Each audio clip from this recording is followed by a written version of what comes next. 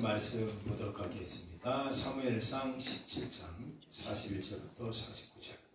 구약성서 437년 사무엘상 17장 41절부터 49절. 사무엘상 17장 41절부터 49절. 41절부터 49절까지 우리 한 목소리로 합독하도록 하겠습니다. 시작. 블레셋 사람이 방패 든 사람을 앞세우고 다윗에게로 점점 가까이 나아가니라. 그 블레셋 사람이 둘러보다가 다윗을 보고 업신여기니 이는 그가 젊고 붉고 용모가 아름다움이라. 블레셋 사람이 다윗에게 이르되 내가 나를 개로 여기고 막대기를 가지고 내게 나왔느냐 하고 그의 신들의 이름으로 다윗을 저주하고, 그 블레셋 사람이 또 다윗에게 이르되 내게로 오라. 내가 내 살을 공중의 새들과 들짐승들에게 주리라 하는지라. 다윗이 블레셋 사람에게 이르되 너는 칼과 창과 단창을 가지고 내게 나오거니와 나는 만군의 여호와의 이름 곧 내가 모욕하는 이스라엘의 군대의 하나님의 이름으로 내게 나아가노라. 오늘 여호와께서 너를 내 손에 넘기시리니 내가 너를 쳐서 내 목을 베고 블레셋 군대의 시체를 오늘 공중의 새와 땅의 들짐승에게 주어 온 땅으로 이스라엘의 하나님이 계신 줄을 알게 하겠고, 또 여호와의 구원하심이 칼과 창에 있지 아니함을 이 무리에게 알게 하시리라. 전쟁은 여호와께 속한 것인즉 그가 너희를 우리 손에 넘기시리라. 블레셋 사람이 일어나 다윗에게로 마주 가까이 올 때에 다윗이 블레셋 사람을 향하여 빨리 달리며 손을 주머니에 넣어 돌을 가지고 물매를 던져 블레셋 사람의 이마를 치매 돌이 그의 이마에 박히니 땅에 엎드려지니라. 아멘. 다윗 그리고 그의 무모함이라는 이 제목으로 함께 우리 말씀을 나눠보도록 하겠습니다. 다윗이 골리앗과 싸웠습니다. 다윗이 물맷돌을 들어서 골리앗을 이기지 않았습니까? 이게 너무나 잘 아는 말씀입니다. 다윗이 물맷돌로 골리앗을 이겼습니다. 여러 가지 생각을 좀 해봤어요. 이거 묵상하면서도. 워낙 머리가 크니까 아무데나 던졌는데 어디든지 맞을 수는 있겠죠. 아무데나 워낙 몸이 크니까. 그래서 어떤 학자는 다윗과 골리앗의 싸움을 다윗이 약자가 아니라 오히려 다윗이 강자였을 수도 있겠다. 이렇게 조명하면서 또 이렇게 책을 쓴 게 좀 있었어요. 그래서 이겼나 이 생각도 해보기도 하지만 중요한 것은 이게 다윗과 골리앗이 이 싸움에서 다윗이 이겼다는 얘기입니다. 골리앗을. 그래서 이제 그것을 가지고 많은 분들이 결과론적으로 이렇게 얘기합니다. 이길 수 있죠. 싸워서 이길 수 있습니다. 그래서 어떤 운동 선수가 아니 어떤 운동 이 선수단이 정말 굉장히 강한 선수들을 이기거나 팀을 이기고 나면 다윗이 골리앗을 이겼다 이런 식으로 그 결과론적으로 이야기를 합니다. 이것을 가지고 불가능한 무슨 일을 해낼 때 다윗이 골리앗을 이겼다 이런 표현을 쓰기도 합니다. 근데 제가 이제 묵상하다가 깨달은 것이 있다면 하나님께서 그 내용을 거기다 기록하실 때에 그 메시지를 전하고 싶었을까? 불가능해서 이겼어. 그러니 너희도 다윗처럼 해봐. 하면 너희도 불가능해서 이길 수 있어. 그래서 하나님이 그런 메시지를 전하고 싶었을까? 그래서 이렇게 오늘 이 내용 안에 들어가 있을까? 도저히 불가능한 그 어떤 기적을 이겼을 때 니들도 다윗처럼 그렇게 애쓰면 골리앗을 이길 수 있어. 그 메시지를 전하려고 하셨을까? 이렇게 좀 묵상하면서 생각해봤어요. 아닌 것 같아요. 저는 묵상하면서 드는 생각이 그게 아닌 것 같아요. 왜 아닌가 하면 사실 다윗은 다행히 잘 던져갖고 골리앗을 한 방에 넘어뜨려서 그래서 한 방에 뇌중탕을 잘 죽였죠. 잘 죽였는데 사실 다윗과 같은 사람이 잘 한번 생각 한번 해보십시오. 다윗 같은 사람이 골리앗 같은 사람에게 덤비다가 깨지는 경우가 일반사입니다. 우리 삶에서.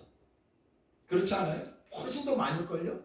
다윗과 같은 사람이 골리앗 같은 사람하고 덤볐다가 현실적으로는 그런 것 같아요. 현실적으로. 그렇지 않습니까? 막 흥분해갖고 막 골리앗에 막 뛰어갔다가 덤볐다가 질팔표 죽는 게 다반사예요. 사실. 그러니까 그 다윗이 골리앗을 이긴 것, 저는 그것이 이 이야기의 스토리가 아닌 것 같아요. 제 생각에. 다윗이 골리앗을 이긴 것도 물론 여러분 엄청난 사건은 분명합니다. 그 기적이죠. 근데 제가 묵상하다 드는 생각이 뭐냐면 하나도 준비 안 되고 하나도 군사훈련도 못 받았던 아무런 보잘것도 없는 다윗이 골리앗에게 덤빈 사건, 저는 그것을 기적으로 봐요. 그 자체가 기적이구나. 이게 묵상이 되더라고요. 가만히 한번 생각 한번 해보시죠, 여러분들 한번. 저는 그 사건을 통해서 하나님이 우리에게 주시기 원하는 그 메시지가 뭐냐면 니들이 무조건 골리앗에게 덤비면 이길 수 있어. 그것을 강조한다고 보진 않아요. 이 말씀이. 그게 아니고 너무나 많은 다윗이 우리 인생 아닙니까? 우리같이 연약한 인생들. 정말 너무나 많은 이 땅의 다윗과 같은 우리가 골리앗에게 덤비다가 깨질 경우가 얼마나 많습니까? 피 흘리고 처절하게 지고 다치고 깨지고 피 흘려요. 그럼에도 불구하고 깨질 때 깨지더라도 그래도 무모할 정도로, 어쩌면 다윗 그의 무모함이라고 제목을 말씀의 제목을 정했잖아요. 그럴지라도 깨지더라도 그동안 깨졌더라도 다시 한번 정말 무모할지라도 남이 보면 무모한 거 아닙니까? 그 사울이 옷을 입혀줬는데 사울 옷을 던져버리잖아요. 사울의 칼을 줬는데도 칼을 던져버리잖아요. 그래서 성경은 익숙하지 않아서 던졌다고 얘기해요. 그래서 다윗은 물맷돌 5개를 가지고, 뭐 어떤 사람은 물맷돌 5개를 여러 가지 표현할 수 있지만 저는 그 의미를 두고 싶지 않아요. 저는 다윗의 인생은요 20% 인생 같은 생각이 들었어요. 왜냐하면 왜 5개를 집었느냐? 그의 확률은 20%였던 것 같아요. 곰이 나타나고 사자가 나타났을 때 도망다니다가 던지다 보면 5개 중에 하나는 맞았던 것 같아요. 그러니까 5개를 가졌어요. 그러니까 그도 20% 인생, 100%도 아니고 이 전쟁에서 이길 수 있나? 내가 골리앗한테 이길 수 있나? 다윗은 어쩌면 굉장히 떨면서 나갔을 것 같아요. 다윗의 인생은 우리 인생 같은 생각을 많이 해봤어요. 우리가 인생 살면서 확률이 보입니까? 뭔가 확 눈에 보이는 게 있습니까? 그래서 여러분께서 눈에 보이니까 이 일을 하면 하나님이 반드시 도와줄 거야. 그래서 여러분 뛰어듭니까? 이러기는 그런 사람이 여기 한 명도 없을 것 같아요. 그래서 우리는 다윗과 같아요. 수없이 다치고 깨지고 피 흘려요. 그럼에도 불구하고 해볼 수 있는 거. 저 이게 오늘날 우리에게 필요한 게 아닐까 하는 생각을 해봤고요. 넓게는 한국교회도 참 이런 게 필요하다고 봐요. 지금 한국교회가 이걸 많이 먹고 있습니다. 10월 27일 뭉쳐갖고 함께 기도하자고 했는데 둘로 깨지고 3개로 다 나눠져 버렸어. 세상이 손가락질합니다. 그럼 그렇지. 너희가 뭘 한다고. 너희가 뭐 한다고. 기독교인들이 뭘 할 수 있겠어. 너희가 할 수 있는 거 없어. 그래 지금 전국적으로 욕을 먹고 있습니다. 기독교인들이. 분열이 되기 시작했고요. 깨지기 시작했어요. 차라리 안 모이는 게 더 나았다. 이런 얘기가 들릴 정도로 지금 여러 가지로 우리가 패배의식에 지금 사로잡혀 있어요. 한 2주 정도 계속 이 마음이 옵니다. 여러분 오늘은 한국교회가 가장 절망적인 슬픔도 있고요. 그게 패배주의라고 저 생각하고 또 우리가 갖고 있는 건 영적인 우울감도 여기 다 있습니다. 우리 안에. 이제 한국교회 부흥은 끝났나 보다. 이제 교회 부흥은 다 끝난 거 아니야? 이 세상은 너무나 골리앗 같아서 이제 우리는 더 이상 그들을 이길 수 없어요. 해보려고 해봤죠. 우리도 10월 28일, 27일 날 해보려고 해봤죠. 그런데 결국은 그렇게 됐어요.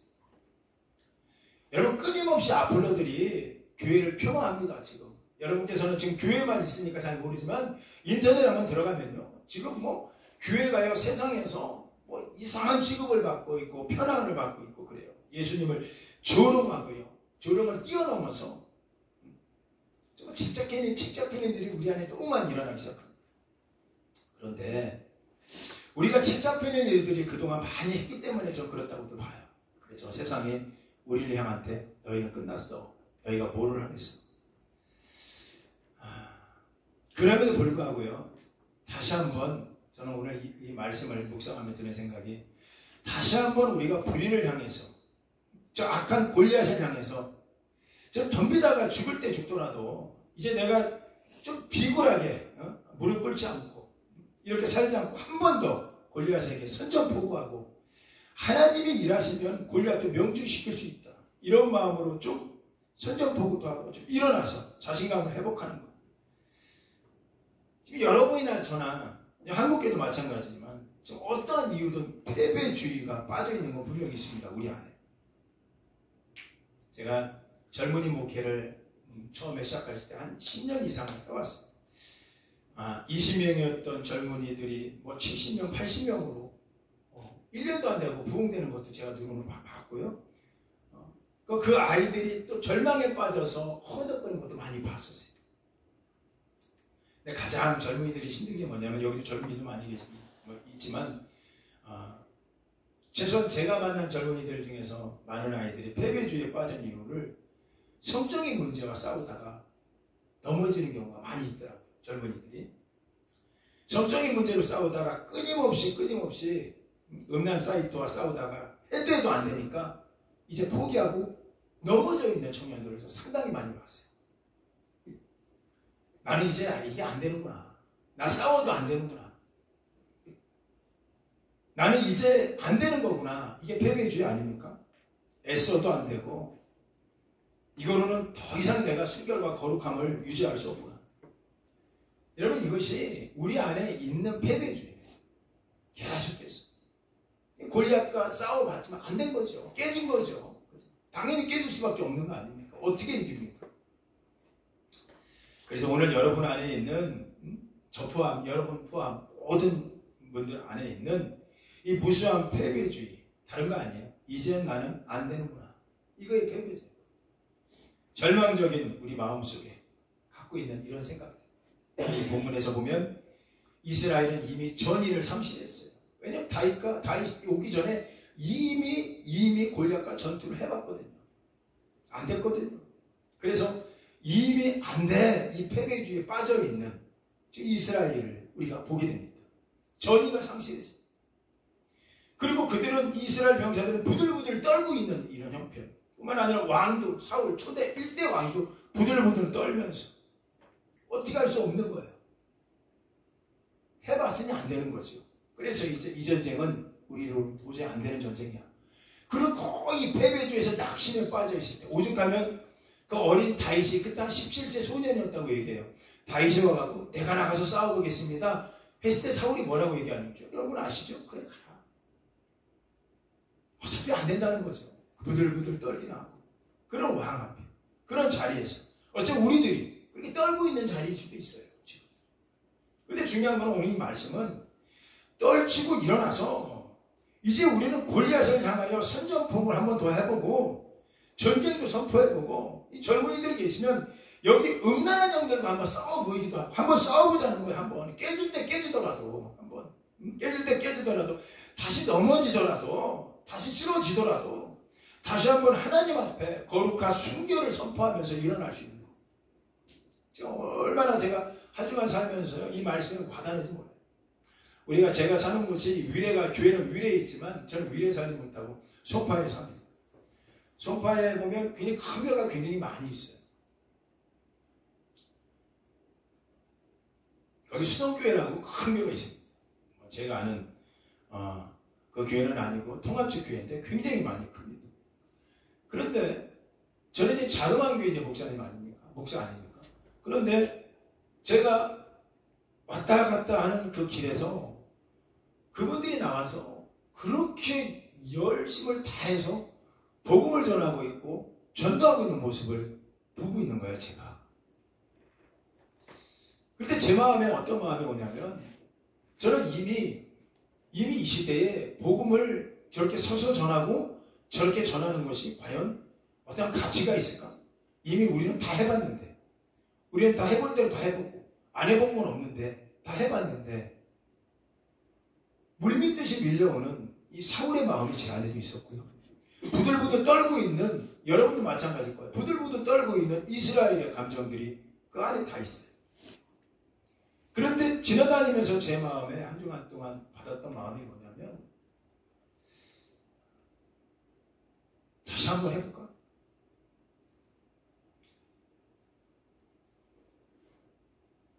하다가 질 때도 있고 또 지겠는데, 이 골리앗한테.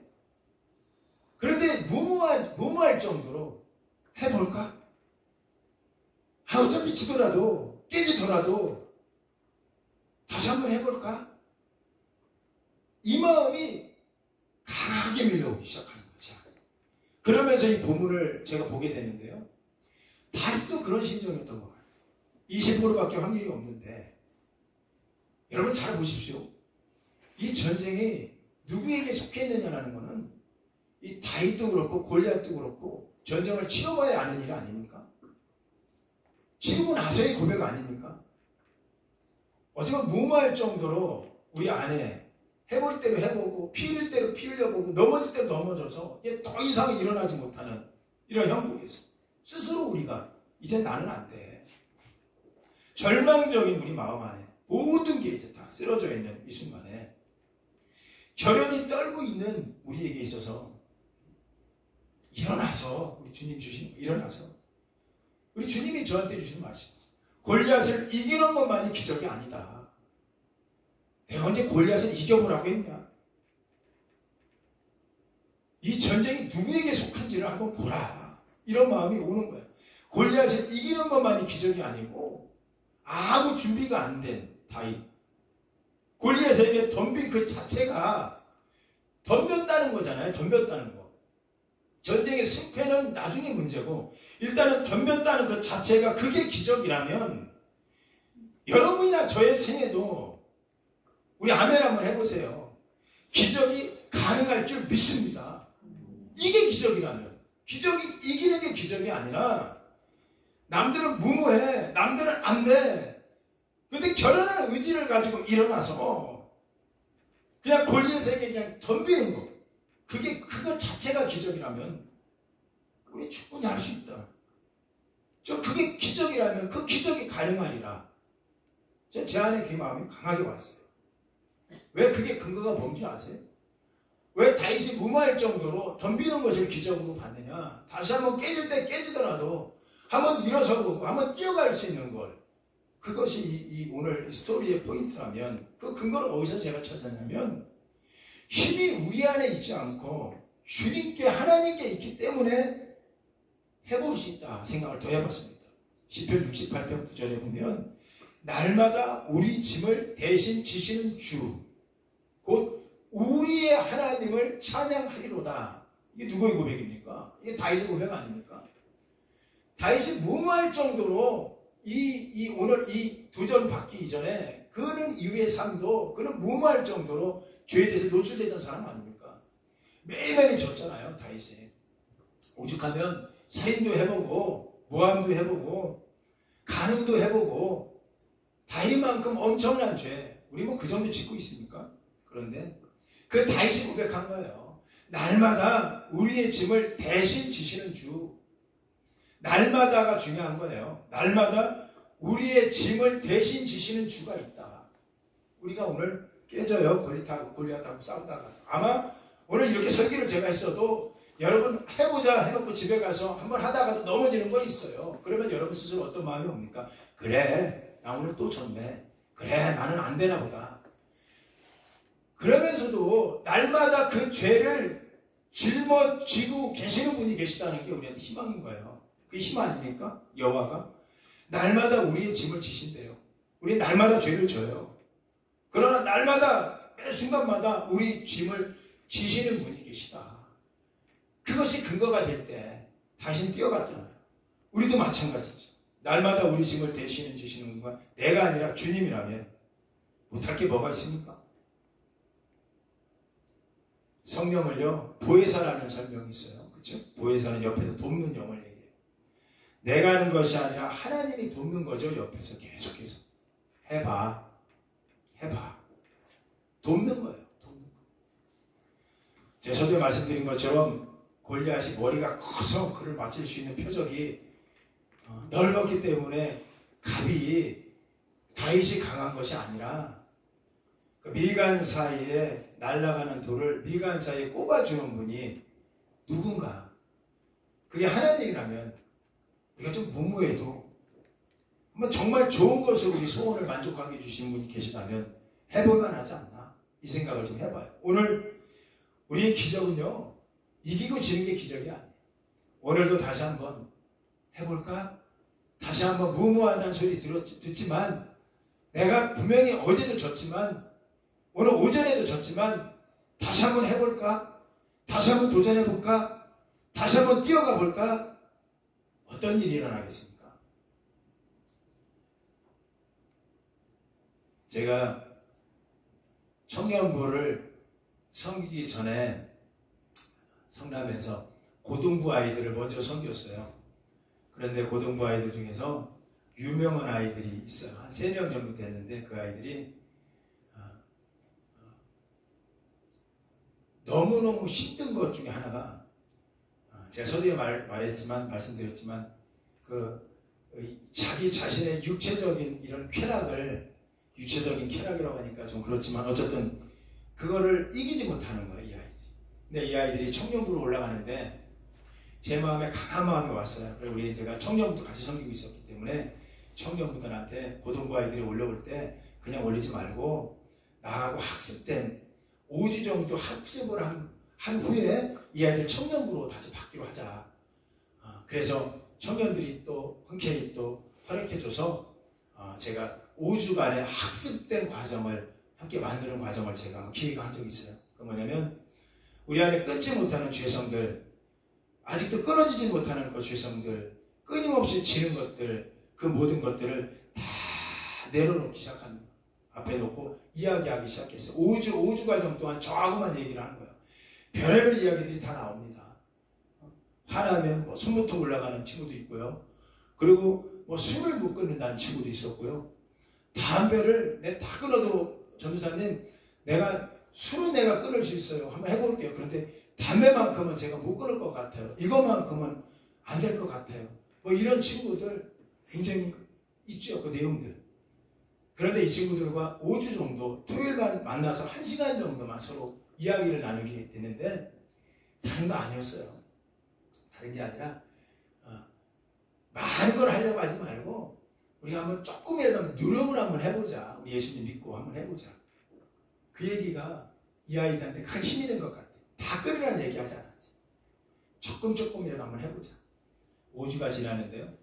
놀라운 게 그 근심 걱정 갖고 있던 아이들이 그걸 다 내려놨어요. 그리고 어떤 아이는 100% 내려놓지 못한 아이도 있었어요. 목사님, 전도사님, 내가 하루에 1시간을 내가 세상 것을 내가 내 눈으로 쳐다봤는데요. 1시간이 아니라 제 마음이 줄었어요. 20분만 내가 들어가도 내 마음이 흡족해지기 시작했어요. 이런 거요. 조그맣게 흡족한 게 뭔지 모르겠지만 흡족해졌다라는 거예요. 60분이 아니라 20분만 봐도 마음이 흡족한 걸, 만족함을 느꼈다라는 거죠. 자기 마음에. 저는요, 그 얘기를 들을 때마다, 하나님이 할 수 있으면 여기 있었구나. 깨지죠. 넘어지죠. 우리 하나님이 100% 네가 변해. 이런 적 있습니까? 100% 네가 완벽하게 네가 변해야 돼. 이렇게 얘기 안 하시잖아요. 그냥 하는 거야. 날마다. 매일마다. 그런데 어떤 변화가 우리 안에 일어나요? 물론 깨져요. 그러나 전의를 상실하고 부들부들 떨지만 그래도 한번 해볼까? 그래도 한번 뛰어가 볼까? 하고 뛰어가는 거. 저는 거기에 하나님의 초점이 있다고 봐요. 정말 그게 하나님의 메시지가 거기 있다고 해볼 수 있는 거. 놀라운 건 이 아이들이 전부 다 100% 끊은 아이들도 있지만 끊지 못하고 올라가는 애들도 있었어요. 올라가는 날 제가 1월달 첫 예배 때 십자가를 크게 초를 몇십 개 사다가 십자가를 만들고 이 아이들을 거기를 눕게 합니다. 하나 촛불 다 켜놔. 우리 청년들이 7, 80명 20명이었던 애가 7, 80명은 부흥됐었어요. 다 눕게 합니다. 그럼 이 아이의 불을 다 꺼놓고 누워요. 그 예수님과 함께 네가 십자가를 지는 거야. 이제 그리스도 예수와 함께 십자가에 죽었으니 다시 일어나봐. 이제 네가 일어나는 게 아니라 네 안에 있는 죄는 지금 그대로 누운 거야. 너만 일어난 거야. 그 퍼포먼스지만 그것을 했어요. 근데 놀라운 게 그냥 일어나는 게 아니라 아이들이 누웠던 자리에서 일어나는데 거기에 자기 죄를 다 내려놓고 올라가. 다시 일어났어요. 죄의 모습은 날마다 주님이 가져가고 나는 날마다 새롭도다. 새롭도다. 시편 103편 5절에 좋은 것으로 네 소원을 만족하게 하시는 분이 있어. 네 청춘을 독수리같이 새롭게 하시는 분이 있어. 그게 누구죠? 하나님이지. 하나님. 그 하나님한테 기적이 뭐죠? 오늘 이 본문에 다윗을 골리앗을 넘어뜨린 게 기적이 아니라 깨지고 넘어지고 이런 패배주의 속에도 영적인 우울함 속에서도 이제 한번 뛰어가 볼 수 있는 거예요. 나는 안 돼가 아니라 해보는 거예요. 다시 한번. 그래서 우리 한국교회 제 설교 듣기는 하겠습니까? 유명한 그 큰 단체의 분들이. 그러나 제 마음에 드는 생각이 있어요. 다시 한번 해봤으면 좋을 것 같아요. 다시 한번. 쪼개지고 넘어지는 건 사탄이 넘어지게 한 거예요. 이번에. 그러니까 통합이 합동이 개혁이 막 분리가 돼갖고 난리가 났어요.